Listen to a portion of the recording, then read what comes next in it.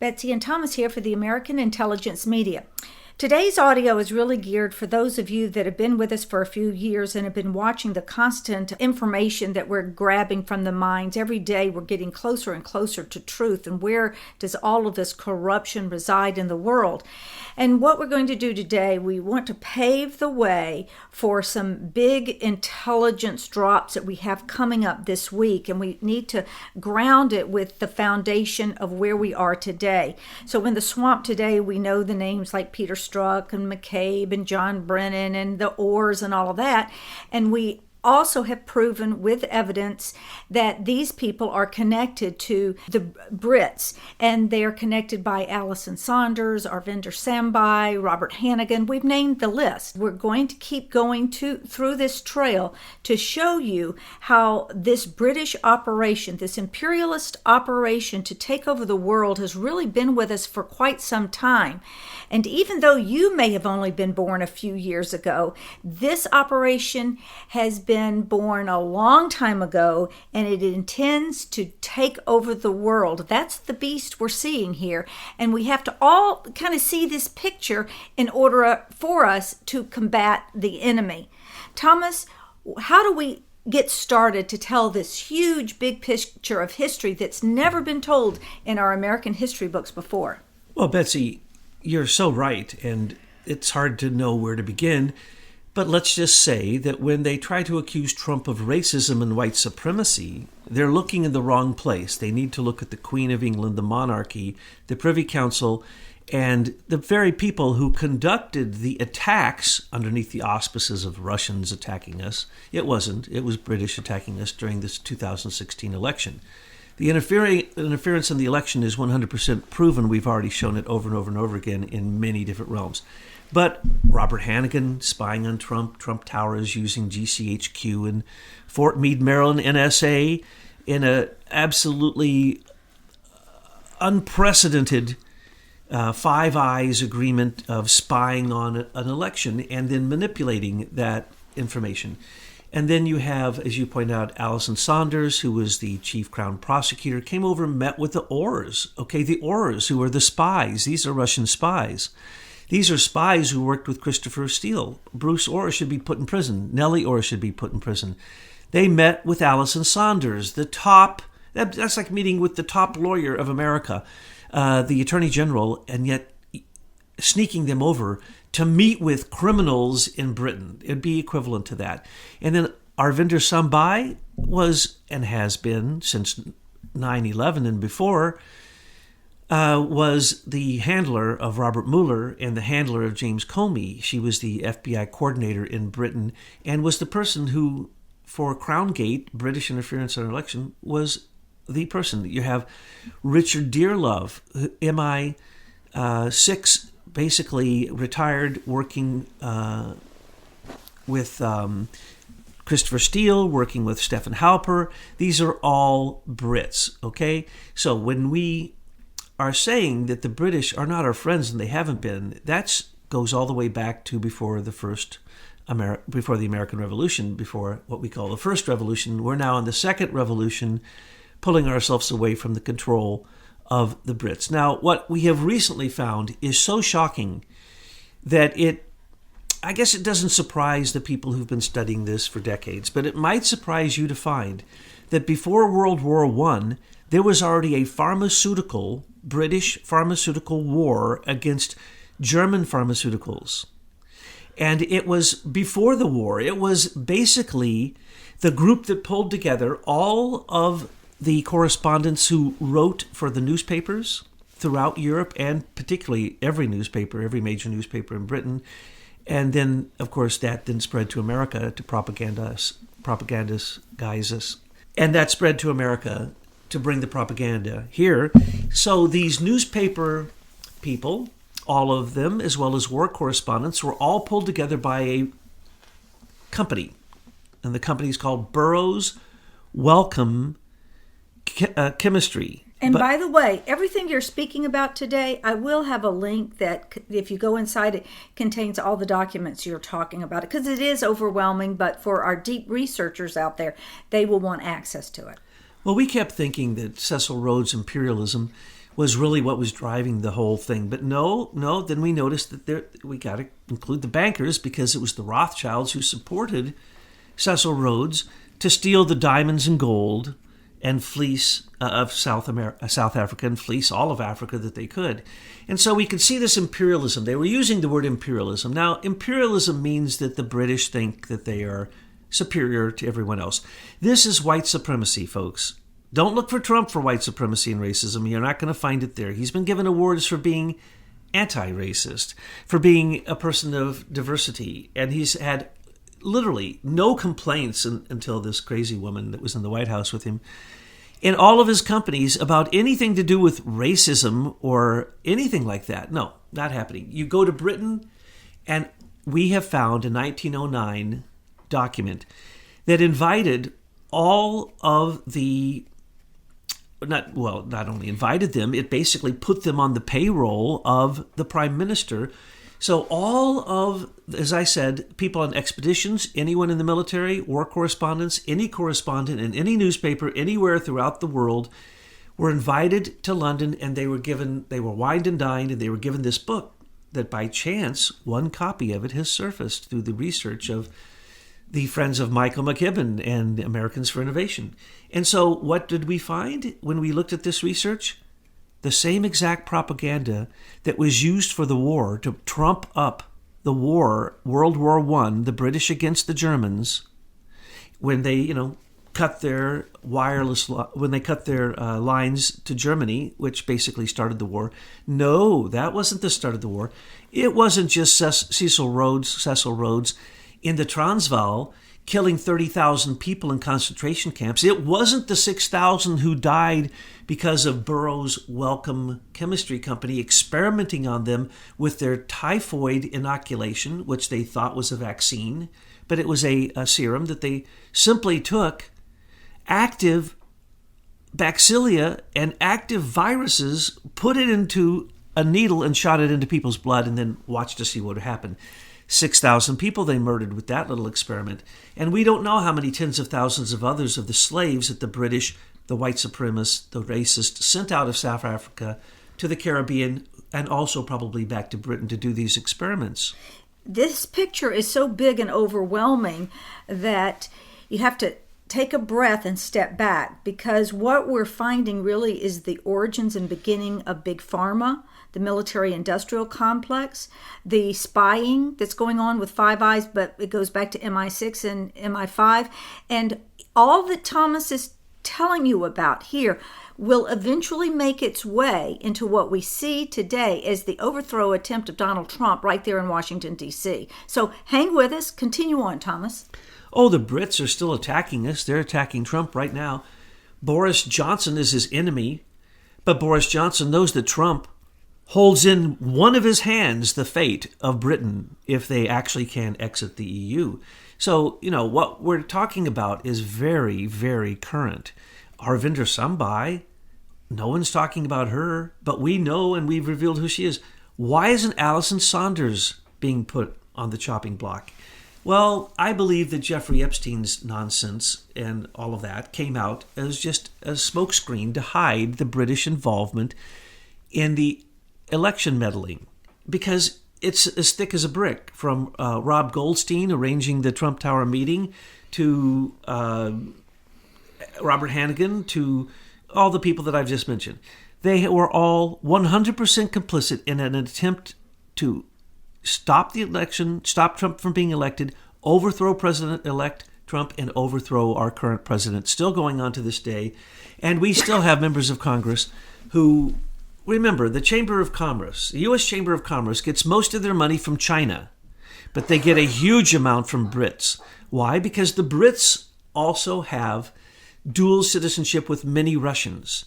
So when you want to talk about the biggest donors to the Democrat Party, it would be first George Soros, which you don't even know how much he's given because he creates super PACs. And then it would go to Blavatnik, who is a Russian. It would go to Deripaska, who is a Russian. It would go to, I can name a dozen of them. Russians support the Democrat Party. Why? Because the Democrats became communists. with the Clintons are communists. They're Russian communists. There's no doubt about it. The reset button proved it.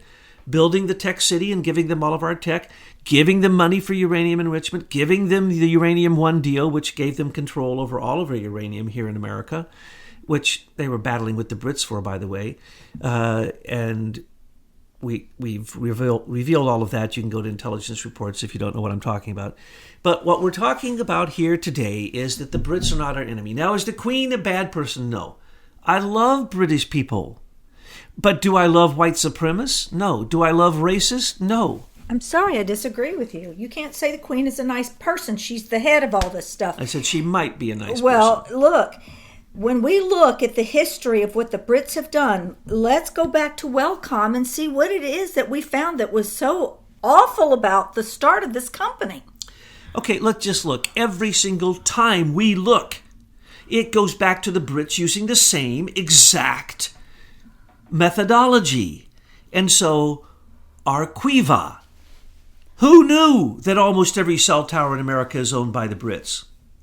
Who knew that most of the cables going to those cell towers are owned by the Brits? That's why the Brits don't mind being overrun by people that would be less than desirable if they had their way in the world, because they're going to load up London with all these 5G networks and then just turn them on, and the eggs, the sperm, and the people are all going to be dead. I mean, that sounds so outrageous, but they're using these people as foot soldiers in their country, and then they're just going to turn the juice on. The Brits own the companies that create chemtrails. The Brits recently sold the company that owns all of the Doppler radar in this country that then stimulates the chemtrail droppings, okay? So the Brits own Serco, the Brits own Strategic Communications Laboratory and Cambridge Analytica, the Brits own unbelievable amounts of our intelligence. They own Lockheed Martin. They have the golden share of Lockheed Martin.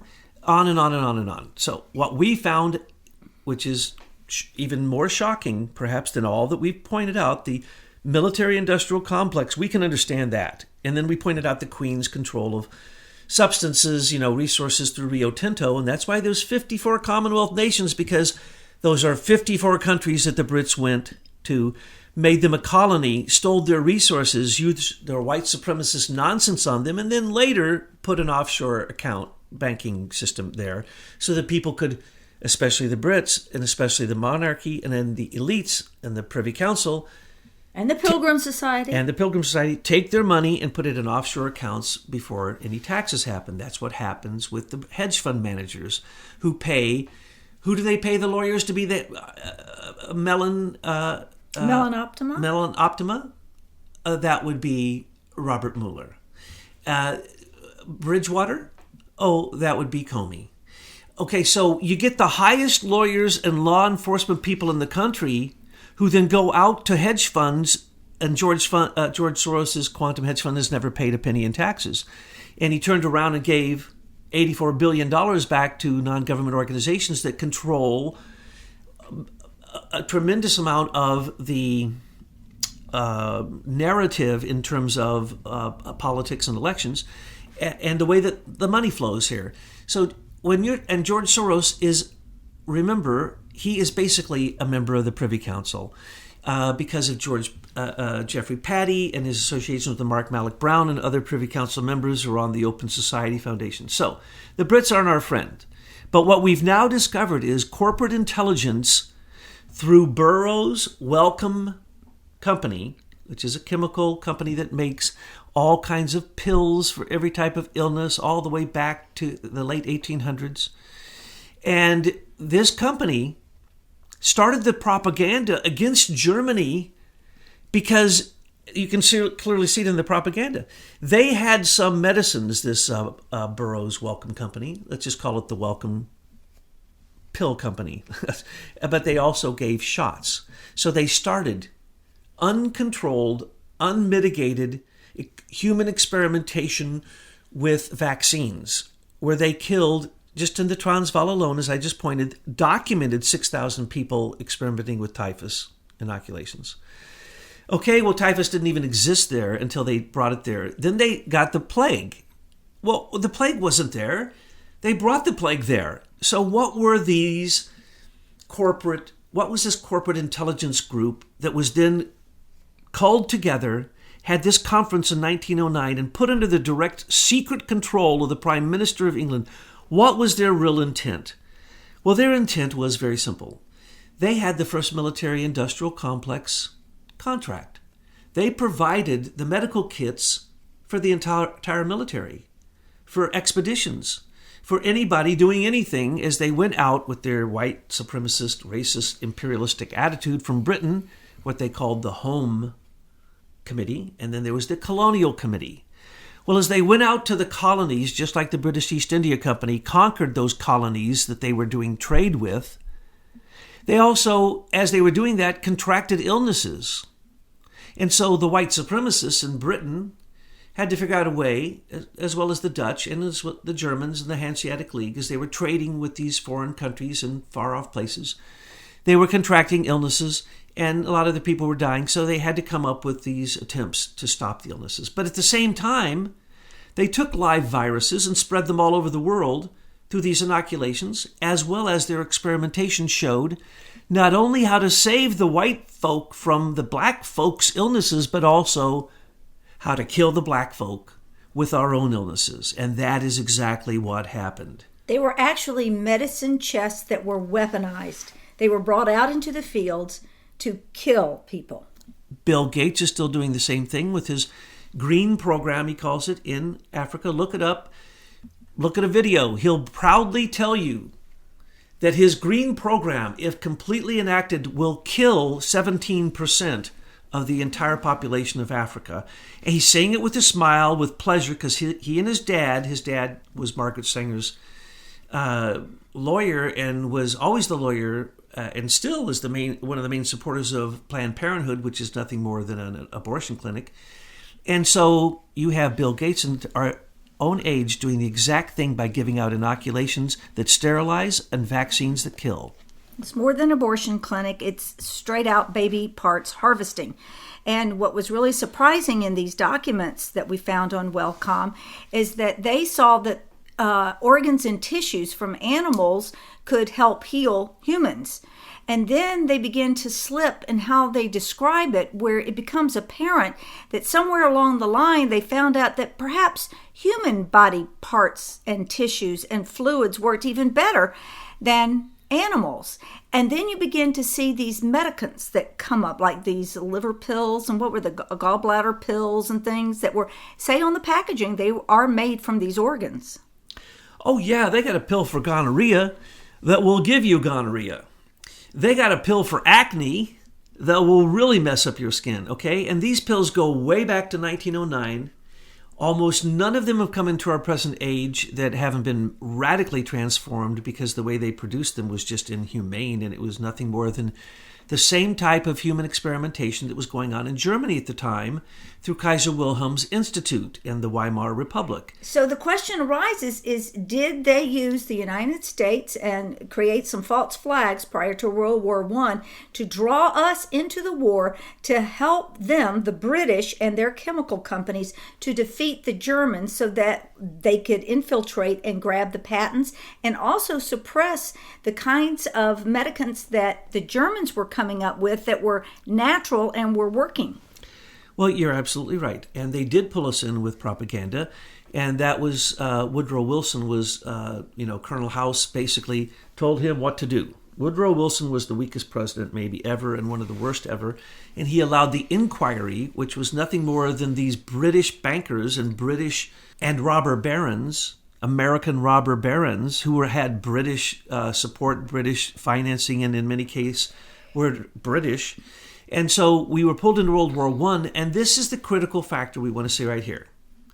It wasn't a war for the reason they say it was. They propagandized and said that Kaiser Wilhelm was, killing babies and eating babies and doing blah, blah, blah, blah, blah, and all this horrible stuff. Those were all partially true. And what they were actually referring to was what they were envious of, which is the Kaiser Wilhelm Institute, where they were doing open brain surgery on people, taking out their pineal glands just for fun to work with the chemicals and then create petrochemical replicants of it, man-made, that would then be used on the human being. And they talk about this in the Burroughs Wellcome 1909 book that they gave all the people who attended this big conference. And what they're really saying is, we envy Kaiser Wilhelm because they're able to manipulate their people better. But remember, they too were white supremacists and racist. They were Aryans. The British were Anglophiles. But it doesn't matter. Anybody that wasn't what they say they are, which the Germans couldn't even prove they are Aryan, and the Brits are more German than they are Anglo. They're Anglo-Saxon and they're very German, especially the monarchy. So it's all just a big mishmash. But when you take the concept of white supremacy, whether you justify it for being an Anglo-Saxon, an Anglophile, or an Anglo-American, or an English-speaking person, or a white person, or whatever you want to define it as, the German Aryan, the true Aryans, which they're really very hard to prove. I mean, you'd have to go to the Scythians if you wanted to try to find true Aryans, and certainly there were Scythians throughout the entire Celtic world. So Germans, Anglo-Saxons were all, in a way, Aryan. But they weren't Aryan. And to think that Hitler could look at someone or do a blood test and say they're Aryan. Now remember, Kaiser Wilhelm and the Weimar Republic, that was the Second Reich. Hitler, after seeing what Britain did by stealing all of the patents from Germany and stealing the research from the Kaiser Wilhelm Institute and the results that they came up with, stealing the chemicals that were from some of the largest chemical companies that still exist today with patents, some of the major patents now, we're talking about what later became GlaxoSmithKline. Now, GlaxoSmithKline, we've done intelligence reports on, we've shown you that Big Pharma is nothing more than eugenics. They give you pills that work less than half the time, but about 25% of the time they give you the illness and make it worse. Placebos work better than that. Okay? So these pills they give you, no.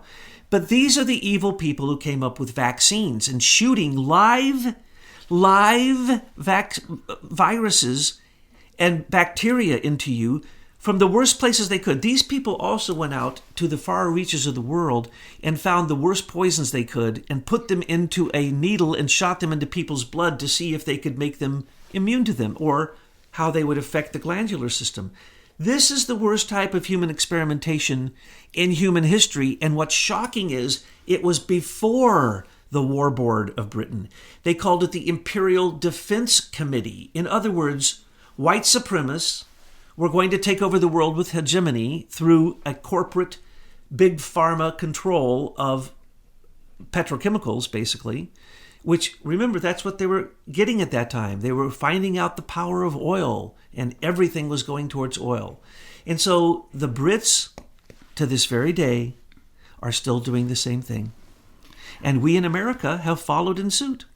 Well, what we're really looking at is the seat of a number of things, and it all is originating from this British source. And I'm talking about slavery, and not just of color. We're talking about white slavery too. We're talking about the beginning of big pharma, pharmaceuticals used for death purposes. We're looking at eugenics. We're looking about the nefarious ways that they spread disease around the world for the purpose of eugenics. We're looking at the creation of spy networks that are doing this for the British monarch. We're looking at fake news propaganda. And President Trump is very right. This is evil. Evil, evil. You have to turn off your television set and stop listening to this. This includes Fox News. Fox News is all in this mix. They're trying to keep you from seeing who they really are right now, but they are just as evil as CNN. And the other thing is fake history. Our history is not accurate. What you have been taught in the public school indoctrination centers are what they want you to know about history, and they also do not tell you about this part of history. This is an evil empire that patriots around the world need to join together to take down. Well, you're absolutely right in all that you just said. I'm going to add something else that may be a little bit off topic, but these are the people who sat around with their imperialistic Cecil Rhodes round table that led to Milner, that led to all of that evil in South Africa and the 30,000 people killed in concentration camps and the war against the Germans. It actually was going on over the fight over Africa and colonization. And so the Pilgrims Society, when you say the Pilgrims Society, that's like the white supremacists who've been sent out to the colonies, including America and Canada and New Zealand and Australia and all the Commonwealth nations, to do what? To colonize it for white supremacists. None of those Commonwealth nations can rank up to the level of a white supremacist who is a monarchical elitist, especially if they're part of the Privy Council or they're privy to what happens on Fleet Street. But we have said for a long time that the real wars are the pharmaceutical companies against your bloodstream, and now we have the 100% proof of that. We see that World War I and World War II, was birthed out of the practices of the corporatization of the British and Dutch East India Companies, which were nothing more than war machines that traded with the sword in their hand and killed everyone who got in their way, including each other. It's still going on. They fought over America. We never got over that battle, and it's still going on to this day. But the battle we now see was clearly perpetrated in the minds of the British imperialists as a chemical war against your own bloodstream. So they weren't satisfied with killing people with bombs. The bankers get rich from both sides, funding both sides. But, what they really wanted was eugenics. The British white supremacists wanted to rule the world, but they didn't want the colored people who weren't white or not speaking English to have any power whatsoever. And so they figured out ways to kill them. And so now if we want to go back and look at some of the death that ensued, think of it. We were always told in the history books, the white people showed up and la-di-da, illnesses wiped out the native population. Millions in South Africa, millions in South America. And we were always told it's because they had not grown some kind of antibodies naturally against these illnesses. That was always the reason. Yeah, they always died of the influenza. Hey, look, as you go on, tie in senior executive service and Serco in this big picture. Well, look at what happened. When Obama offered his... I don't want to... There's no names bad enough for Obamacare. I was subject to it, I know. When he started it, what did he do? He went to a British-controlled Canadian company and paid through Sebelius, who was nothing more than a British agent, how many billions to set up a website and then how many billions to run Obamacare? And so they came out of Canada, got the contract, came into America, and we know that the services being given are way substandard, like Serco always is, and this is like a Serco company. It's a death program. So that's SES. So SES are, in fact, a replica of what goes on in the committees inside of the City of London. Remember that the Mercers in London are all monopolies. So when we're talking Burroughs Wells Chemical Company. Burroughs Welcome. Welcome, sorry. That's right, Wells. Welcome. So what is going on there? It's a monopoly. But all major companies in Britain are monopolies, and they're called Mercers, and they go back to the original Mercer families. These are guilds. They all existed and ran out of the City of London. And the City of London is a separate place. It's not London, okay? Make perfectly clear in your mind. The City of London is the evil Venetian central banking control of the Commonwealth. And they work with the Bank of England, and they work with the Queen's Court, but only when the Queen wants to. So remember, the Queen is completely above everybody, but she has all control of the Bank of England. She has control of everything, and she has the golden shares. And she has the right to say no. That's what people don't understand. They say the Queen is a figurehead. Wrong. On every major issue, she can say no. Well, then why doesn't she tell the Privy Council to stand down? Well, going back to what I said earlier, she might be a nice person, and you said no, probably not. Or either there's no brain in her head. She would have to be deaf, dumb, and blind not to know this was going on. Okay? So when I say she might be a nice person, that's just to make the people in England who want to, feel that they're not part of this okay about the fact that they live underneath this control. That's like here in America, there's a lot of good people. So when we're describing the senior executive service, we're not saying all Americans are part of this horrible stay behind Obama rebellion resistance. Look, I'm tired of making excuses. We know that there are patriots in the world and they exist in all countries, but we have got to call out this evil British Empire, and the world needs to stand together to take it down. What is the next phase of this uncovering that would be important for our listeners to be paying attention to? Well, whether England Brexits. And if England does Brexit and get away from the European Union, and I suggest that they should and will, because they've already fleeced them. And they've already fleeced the central bank, the European Union Central Bank. So they need to go back to their Rothschild central bank so they have more control. Now, but they need a bilateral agreement with the United States in order for their economy to thrive. And just what might we want from them in return? How about a clean slate and a sign-off that we won the American Revolutionary War, kick out Senior Executive Service, Serco, and all Five Eyes, and tell the Brits to go away? Send us over the dozen criminals that we have the evidence on that tried to depose Trump. We'll just take a dozen. And as long as we can put them in an American jail. Okay, and they need to have a plea deal. They need to just come clean and say that that's what they've done, and give us their criminals, and that will basically clean out their intelligence groups, both private and public and government. We're going to stop this Five Eyes nonsense. It's like what happened in Italy and the collapse of their intelligence group because of this. At least they got honest enough that they called them out, but they said it was for another reason, but we know what it was for. Italy was involved in trying to, up to this moment, depose Trump, okay? And that's why your friend, Matteo Salvini, is going to come to power. And so, going back to the Brits, what we want is some of them in jail. We want Arvinder in jail, we want Hannigan in jail, we want Alison in jail, we want Dearlove and Christopher Steele in jail. We want the Queen deposed. We want the Privy that's Council my next suggestion, yes. And the Pilgrims Society busted up. The Pilgrims Society needs to be named as a terrorist organization here in America. Yes. Now, the Council on Foreign Relations needs to be broken up. All actions that the Brits have taken in America, they should be charged for.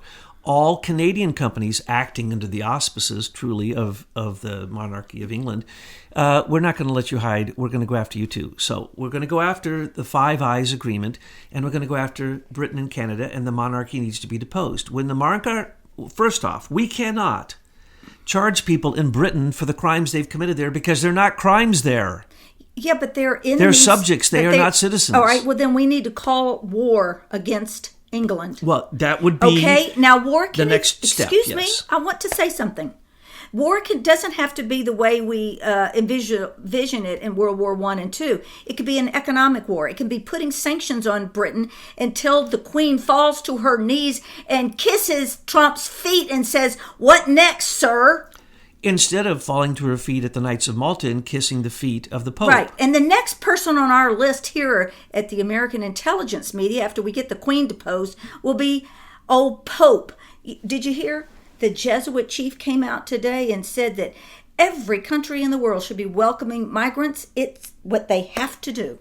Liberation. Who does he think he is? He's the head of the Jesuits. He is the superior general. Well, we're coming after him next because I am tired of this. People of the world want peace and prosperity. They're sick and tired of centuries' rule of these people who, it turns out, they're pedophiles.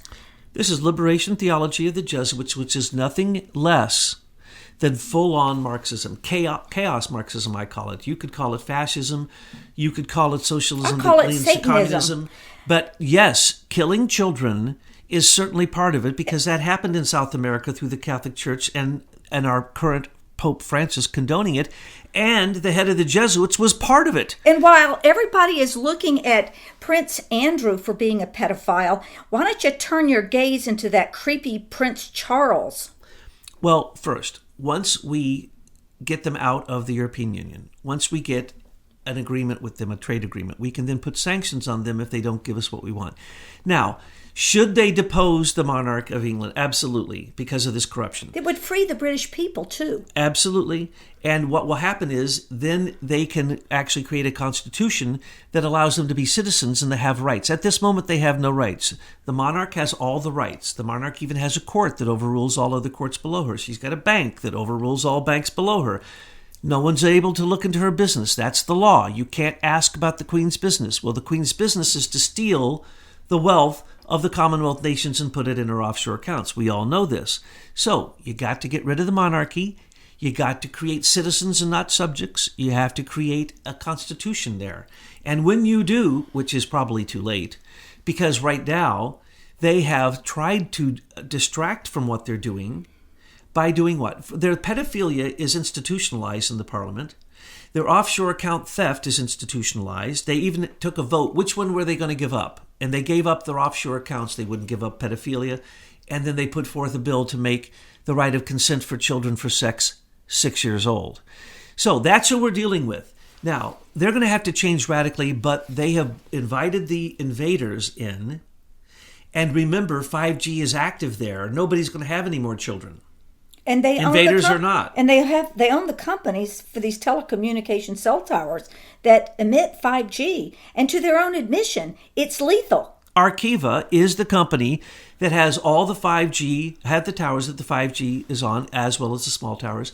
And they have it through anywhere that Huawei, a Chinese company, has installed 5G. Okay? And talk about that relationship, the Chinese and the Brits. Well, the Chinese have never left, the Brits have never left China. Hong Kong was just their locale of operation, and now they're trying to get the Americans to come in to fight with the Chinese over Hong Kong. Hong Kong was never free. If you ever thought for a second the British gave up Hong Kong or Shanghai or anything they ever owned, you're incorrect. They never gave up America either, but they tricked us. They wrote these history books that told us that we won the American Revolutionary War while they stayed here and undercover pillaged our country. The monarchies are ridiculous. To believe in the divine right of kings when you know the history of the Windsors, which is really the histories of the Saxe-Coburg-Gotha, German and the Orange lineages, and the lineages out of Germany, really, and France. Who are these people? Look at what they did to their own relatives. If you look at the monarchy in Europe, and you look at its history, it is one of the most grotesque things that you can ever do. I studied it. I have a degree in British history. You cannot believe the way that they killed their brothers and sisters and the horrifying. They make Caligula look like a Girl Scout, okay? So the British, and they do it all making sure they do not miss their tea time and that they do not ever speak anything but polite words about the eugenicism, about the corporate intelligence that started World War I and II, about the theft of German patents that was key in World War I and II, about the fleecing of resources of Germany, and about basically knocking Germany out of the race for hegemony. White supremacist hegemony. There was a battle going on. Who's going to rule the world? German-Aryans or British Anglophiles? And both of them have a real hard time proving that they are either Aryan or truly English. Matter of fact, it's a joke. Even Hitler himself was an Aryan, according to his rules. So what we see here is that the British and the Germans were competing. And they were competing not only with, once the British stole Tesla's inventions and said Marconi invented them, and with the battles between the British and the Dutch East India Companies, and the battle between the British South African Company, which was ran by Cecil Rhodes, and the Boers and the Afrikaners, and the Dutch and the German and everyone that was down in Africa. Basically, Cecil Rhodes wanted to take over all of Africa. He wanted to have a railroad from Cape Town to Cairo. In other words, he clearly stated his imperialistic intent to take over Africa. And what was his intent? To wipe them out so that white people, Brits, can either rule there and then rule them as slaves, or just rule it all together. Now, when we're talking about corporate intelligence and pharmaceutical companies attacking our bloodstreams, This is the war that we're fighting to this very moment in this country. More immunizations and inoculations are required all the time. If you go to your doctor and you're over 65, they're going to tell you to get the shingles inoculation and the pneumonia inoculation, and each year get the flu inoculation, influenza, right? Look up the statistics. If you haven't had shingles and you get the inoculation, you're going to get shingles. And shingles can kill you, especially after 65. So why would they recommend that? When you get the pneumonia shot, there's multiple pneumonias put in that. And it's not the pneumonia you're probably going to get and die from, but it will make you weak enough to get it. And also remember that Rolling Stone magazine and many others have done the research showing that AIDS was really developed in Zaire as a retrovirus. And so don't let anybody shoot anything into your bloodstream. Here's the warning. Nothing. Don't let anybody ever shoot anything into your bloodstream. There's no need for that. And these pills that John Solomon Welcome and Silas Burroughs came up with, they took the idea from a guy named Beecham, where they take things that are not subtle at all. They take poisons. They take live bacillia. They take bacteria. They put it into a pill. For instance, they take live gonorrhea, put it in a pill, and give it to you for everything that might affect your genitalia. Well, that's insane. That's what they were doing. Of course, what did they do? They gave out gonorrhea in a pill. And so when you take a pill, a psychological pill in today's age, any psychological pill, please read the side effects, and you will find that one of the side effects is the very illness it's supposed to stop. So if you're taking it for depression, it will tell you it can cause depression. If you're taking it for suicidal ideation, read it. It'll tell you. Any psychological drug can give you suicidal ideation. Many other drugs can give you suicidal ideation and depression also. And just read it. I'm not making this up. Read the side effects. You know how it goes. And death is now included in the side effects of many drugs. Death. So you take a pill and it could kill you. Where did the idea come from? It came from Britain and the Imperial Defense Group that was creating an intelligence group to tell the whole world that taking these pills will heal them instead of kill them, in contradistinction to what they saw with their own eyes. For instance, today, Bill Gates, you'll see pictures. Go, just do any search on it. He is proud to give the inoculations out himself to the Africans. Himself. You'll see him giving the shots, knowing that he's killing them, knowing that he is making them sterile. Many villages, some of the villages that he was filmed in are the villages that got the first inoculations, which then he had to answer to, that in that supposed inoculation for smallpox and hepatitis B was, in fact, sterilization of both male and female. Entire villages were sterilized with these inoculations. Also, part of the Green Deal that he's brought to Africa is GMO. And GMO will stop animals from propagating. And the illnesses from it, we have yet to even catalog. And so we have eugenists in this age. And when you're talking about who are the eugenists here, easy to figure out. Silicon Valley warlords, cyberlords, right? Most of them are eugenists. They want to figure out ways to kill people because they believe they're going to be so rich that they need to live a long, long time. That's their number one agenda, extension of life. And number two agenda is get rid of billions of people so they can enjoy this globe that they now control. And they literally will tell you that in their own words, from Eric Schmidt to Peter Thiel to Mark Zuckerberg to Oprah to Bill Gates to you name it. These people are sick.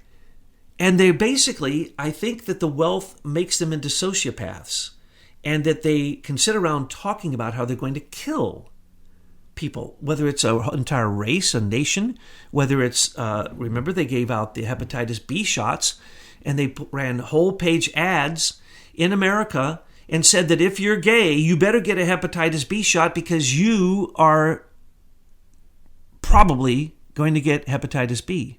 And that's where that hepatitis B shot had, unfortunately, the AIDS virus in it. And I can tell you the whole story because I was part of the national program creating the schools, the federal school response to AIDS and students who have AIDS in schools. And so I received a lot of information that I can't tell you here. But I can tell you one thing. AIDS was created. It's a retrovirus. And I can tell you that the experiments that the Burroughs-Wells chemical company, or I'd like to call it pill company, and the injections that they gave and the serums they gave of live viruses and live bacteria and live illnesses and live poisons from animals and humans, and injections of ductless gland chemicals that they didn't even know the names of, they just injected them into humans to see what would happen. It's the same people, folks. It's the same program. There's too many people on the face of the earth for the very, very, very rich. And they'd like us all to make sure that we have all the shots that we need, because those shots cause all kinds of contraindications. And one of the contraindications is death.